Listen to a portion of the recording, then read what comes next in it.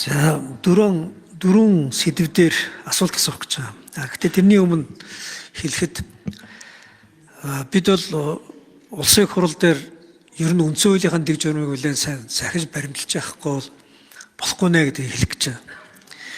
Улсын их хурлын гишүүд засгийн газраас ерөнхий сайдаас асуулт асууж тайлбар авч улсын их хурлын өмнө ерөнхий сайд ажлаа хариуцсан тайлагнаж сайдууд ерөнхий сайдынхаа өмнө ажлаа хариуцсан тайлагнаж байгаа. Улсын их хурлын асуулт асууж байгаа гишүүн өөрөө зөвшөөрөхгүй бол сайдуудын үгийг заавал сонсох албагүй. Ийм зарчим үндсэн хуулийн дэг журмаар байгаа. Гэтэл яам тамийн газрууд бол ингээ бүр доогуур бюрократ төвчний төшмөдүүдийг авчираад улсын их хурал дээр мэдээлэл өгүүлэх бол буцаад хариуцлага тооцох юм уу? Улсын их хурлын хялд ажиллахад төвөгтэй. Тийм учраас энэ агуулгаараа ер нь бол ерөнхий сайд улсын их хуралд ажиллаа хариуцсан тайлбараад хийгээд шаардлагатай гэж үзэж байгаа бол сайдуудын үгийг гэхдээ асуулт асууж байгаа гишүүнээс нь асууж яаж сайдыг сонсохгүй гэдэг хэлбэрээр явж байхгүй бол үндсэндээ энэ парламентын хилцүүлэг өөрөө их сонь дүр зураг улам бүр ороод байна. Үндсэн хууль дээр маш тодорхой байгаа шүү. Улсын их хурлын гишүүд чуулганд үг хэлдэг, бус нь мэдээлэл өгдөг. Ерөнхийлөгч хүртэл мэдээлэл өгдөг, үг хэлдэггүй. Үндсэн хуулийн өөрийнх нь текст шүү дээ. За би эргэж харсан намынхаа дотоод хэрүүл дээр нэлээх цаг аваад одоо л нэг уршаа хараад төлөвлөлт хийх, ирээдүйн рүүгээ харах нэг уурга тархи ажиллуулах боломж хаана гарч ах шиг байна гэж харж байгаа. Энэ өнөөдөр ч гэсэн энэ асуудал орж ирээд би ерөнхий сайдаас дөрвөн асуудал асуух гэж байгаа. Нэгдүгээрт энэ баримт бичиг дотор гарчиг болон хийх арга зам, үнэлэх хэмжүүр маш их зөрчилдсөн, хоорондоо уялдахгүй үгсгүй зөндөө байна. Гэвч дотортой холбоотой асуудал цаашдаа хэлцэх хэсгээр ярих бах. Хэлцэх хэсгийг шийдсэний дараа би дөрвөн асуудал. Эхнийх нь хүний эрхийг хамгаалах чиглэл дээр ер нь бид хэд иргэний үндсэн эрх хэрэгчлөөтэй холбоотой тэр дундаа үндсэн хууль заасан үндсэн эрхийг нийгмөр хэрэгждэг, баталгаатай иргэд нийлдэг тогтолцоороо шилжихийн тулд энэ үндсэн хуулийн цэцгийг үндсэн хуулийн шүүх болгож иргэний үндсэн эрхийн маргааныг шийдэг болох тэр чиглэл рүү нэг зоригтой алхам хийхгүй бол сүүлийн бараг 26 жил энэ тухай ярьсан боловч улсын их хурал дээр зоригтой шийдэл гаргасангүй, засгийн газар манлайл одоо хэрэгжүүлсэнгүй, ер нь хойшоо суусаар байгаа. Тэгээ энэ тал дээр энэ эх 5 жил дээр ер нь төлөвлөсөн бодсон юм байна уу юу? Үндсэн хуульд заасан эрхээ эдэлж чадахгүй байна гэж үндсэн хууль цаасан дээр хос үлдэж ийн л гэсэн үг шүү дээ. Энэ чиглэлийн нэг алхмыг хийх бодол санаа байна уу гэж. Хоёрт нь мөнх соёл гишүүнээс хавуулаад гишүүд ярьж байгаа шиг. Эдийн засгийн үзүүлэлт, эдийн засгийн эрхчлөөтэй холбоотой асуудал дээр энэ хувийн шил бизнес эрхлэгчдэд дэмждэг тогтолцоор орохгүй бол төр өмнөр нь бизнес нь булаад шийдэг, зах зээл дээр томоороо данхаагаад жижиг аж ахуйн нэгжүүдэд тэрэнддэг энэ үйл явдал ерөөс зогсохгүй нэ. Энэ талаар бизнесийн эрхчлөөтэй, эдийн засгийн эрхчлөөтэй холбоотой хууль өргөн барина гэж байгаа шиг байна.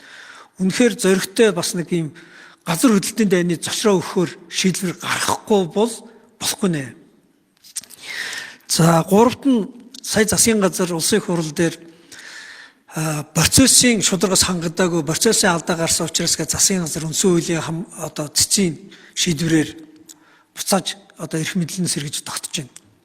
Яг энтэй адилхан засгийн газрыг хамгаалаад процессын шударга ярихаас гадна төрийн байгууллагууд, хувь сахиулах байгууллагуудын энэ процессын шударгасыг хангах, процессчтой холбоотой асуудлуудыг, төрийн хяналт шалгалтууд, процессчтой холбоотой асуудлуудыг ямар нэгэн байдлаар иргэдийг шийтгэх, аж ахуй нэгжүүдийн үйл ажиллагааг хязгаарлахтай холбоотой хэн нэгэн албан тушаалтны дур зоргоор биш, маш тодорхой илэрхийлэгдсэн процесс, шалгуур хангасан дүрм журмтай байх тухай асуудал дээр зоригтой алхам хийхгүй бол энэхээр даргын үзмжээр бизнес хүний эрх өрөө үгүйсгэдэд байна. Энэ тал дээр бас нэг дөрвтойхон алхам хийгээсэй гэж хүсэж байна. Дөрөвт нь үндэсний сөрөнд төсвөрлөх чадвартай холбоотойгоор энэ үндэсний гавардыг бий болгох, онцгой байдал, хууль сахиулах, шүүхэн шийдвэр гүйцэтгэл, энэ орон нутгийн хамгаалалт гэх мэтлэн дээр дэмжлэг үзүүлэх үндэсний тогтолцоог бүрдүүлэхгүй бол энэ иргэдийнхээ аюулгүй байдлыг хангах чадварыг бүрэн нөөцөөр нь одоо энэ үндэсний сөрөнд төсвөрлөх чадвартай үйл ажиллагаатай холбож зохиол хэрэгцээ байх шүү дээ. Энэ талын бодлого. За, ерөнхий сайд Болоод энэ тамгын газрын цааш анхаарахгүй бол сая би 72 ажлын хэсгийн 72 нэр уншлаа. 72. Ер нь бол сайд нар одоо яамдынхаа газрын дарга тэгээд агентлагийн дарга нартай байхад ер нь болдог шүү дээ. Тэгээ энэ олон 72 хүн цуглуучаад ингэ суугаад байдаг.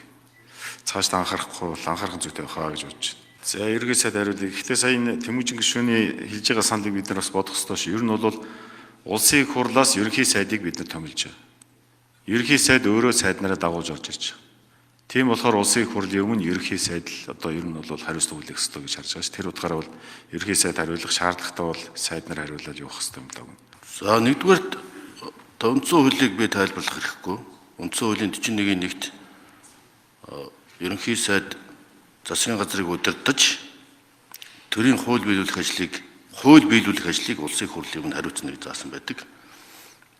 За өмнөх уламжлал бүх юмны дагуу энэ альва хуулийн төсөл болон бодлогын баримт бичгийг боловсруулахад оролцсон ажлын хэсэг ард түмний төлөөлөгч болсон гишүүдийн үг саналыг сонсож цаашд боловсруулах явцад тусалж дэмжиж ирсэн ажил хэргийн бодит шийдэл. Одоо сангийн яамны хариуцсан улсууд нь орж иж төсөв сая батлахад хүртэл одоо энэ тоо баримт дээрээс уншд. Дэлхийн бүх улсын парламентын жишээ юм. Зүгээр яг Английн парламентын зүгээр ингээд мэтгэлцээний цаг шиг 2 хүн гараад ярьдаг ерөнхий сайд сөрөг хүчинтэйгээ мэтгэлцдэг тэр цагийг тэр хэлбэрийг хуулийн төсөл болон бодлогын баримт бичиг боловсруулах ажил хэрэгч хандахын зарчимтай нийцүүлж хольж утгаж болохгүй. Ийм учраас үндсэн хуулийг бол бид хэрэгжүүлж ирсэн уламжлалт практик улсын хурлын чуулганы хуралдааны дэгийн тухай хуулийн дагуу явж байгаа. Дэгийн тухай хууль дээр ажлын хэсгээс асууж хариулна гэж байгаа. Дэгийн тухай хуулийн дээр сайд нар оролцож асуудлаа танилцуулдаг. Энэ л чиглэлээр явж гин гэж бид бодож байна. За үндсэн хуулийн цэцгийн хүний суур эрхийг хамгаалтыг хяндаг байх агуулгын үндсэн хуулийн цэцгийн болон холбогдох судалгааг бүрэн хийж дуусны дараа улсын их хурлд оруулж ирэхээр төлөвлөж байна. Гэхдээ энэ асуудлыг үндсэн хуулийн оруулсан нэмэлт өөрчлөлтөн дээр бид яриад үндсэн хуулийн цэцэд үндсэн хуулийн шүүхийн статаар хүний үндэс эрхийн маргааныг хяндаг байх асуудлыг хилцэж шүүх засаглалтаа зөрчилдөх болон үндсэн хуулийн үндсэн суурь концепцуудаа зөрчилдөх гэсэн олон агуулгаар хэлцэж хагаад энэ асуудал бол ороогүй. Гэхдээ энэ бол улсын хурлын бүр эрхийн асуудал. Яг үндсэн хуулийн зарчим бол үндсэн хуулийн эрх мэдлийн 3 салаан мөчр болох хууль тогтоох гүйцэтгэх шүүх эрх мэдлийн одоо харилцан хяналт уялдааг хатуу заагаад өгсөн. Тийм учраас засгийн газар бол бас шүүх эрх мэдэл болон үндсэн хуулийн цэцгийн эрх мэдэл рүү шууд санаачлан халдаад байх асуудлыг бол 3 талт хэлбэрээр ярилцаж шийдэж шийдэх ёстой асуудал баг. 5 жилийн үндсэн чиглэлд шүүхэд итгэх иргэдийн итгэлийн түвшин 2023 оны байдлаар 48.4% байна. Цаашдаа шүүхийн үйл ажиллагаа нээлттэй ил тод байдлыг хангаж шүүхийн талаарх ойлголт мэдлэгийг нэмэгдүүлэх замаар 2030 он гэхэд шүүхэд итгэх иргэдийн итгэлийг 49.2 төрөхээр заасан. Энэ нь бол одоо шүүн таслах ажиллагааны хараат бус байдал за мөн одоо хууль дэдлэх зарчимтай уйлдж хэрэгжих ёстой байх. За энэ яагаад оройтч өргөн барьж байгаа юм бэ? Түрүүн Тэмүүжин гишүүн ч бас яриад байсан. Энэ одоо ус төржиж явсаар хагаад ингээд сүүл өргөн барьж байгаа юм шиг тийм ойлголт байхгүй. Хөгжлийн бодлого төлөвлөлтийн тухай хуулийн 14-р зүйлийн 14-р хэсэгт засгийн газар Монгол улсыг хөгжүүлэх 5 жилийн үндсэн чиглэлийн төслийг өмнөх үндсэн чиглэлийн баримт бичгийн хугацаа дуусгар болохоос 2 сарын өмнө улсын их хурлд өргөн мэдүүлнэ гэдэг хуулийн өөрчлөлт оруулаад заасан. Бид хуулийн дагуу өргөн мэдүүлж байгаа. Тэгээд төсвийн хуулийг 9 сарын 1-нд өргөн мэдүүлдэг болоод сая баталсан. За ингээ энэ хоёрын оронд ийм зөрүү зөрчил гарч байгаа нь бод дүнэн. Энэ бол хуулиар бид биелүүлэх ёстой гэдэг түрээрээ засгийн газар хууль биелүүлэх үүрэгтэй. За хугацаа нь 12 дугаар сарын 31-нд дуусах ёстой байсан. 2 сар гэдэг бол 11-р сарын 1-нд бид өргөн мэдүүлээд өнөөдөр хэлцүүлж байна. За ерөнхий сайдаа ер нь бол энэ 30 жил тогтсныг алдааг биднээс засах хэрэгтэй байна. Таны яриан доторсон сая гарч ирж байна. Minister of Justice гэж яриад байгаа хууль зүйн яам, хууль зүйн сайд чинь шударга усны тогтолцоо ажиллах хууль зүйн бодлогыг улсын их хурл руу боловсруулж оруулж ирэх үүрэгтэй тийм яам.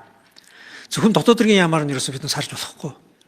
бид 30 жил дотоод иргэн яамны чигүүргээр тэр яамыг ажилуулад үндсэндээ энэ хүний эрхийг хамгаалах, шударгасыг бэхжүүлэх, хууль зүйн тогтолцоог илүү ухаалаг байлгах тэр чиглэлийнх нь одоо оюун ухааныг засгийн газрын түвшинд ажилуулах дандаа саад тэг болж байсан. Тийм учраас энэ хар хүнсгөө бас нэг солиод үзье гэж бодож байна. Яагаад би нөгөө сайдуудыг бас асууж улсын хурлд заавал асуух ёсгүй байг гэвэл иргэний эрхийг хангах, гэрч орчийг хамгаалах тогтолцоо байх уугүй гэхэд танай хууль зүйн сайд чинь байна гэж хэлсэн. Гэхдээ тэр сайд ч одоо байхгүй.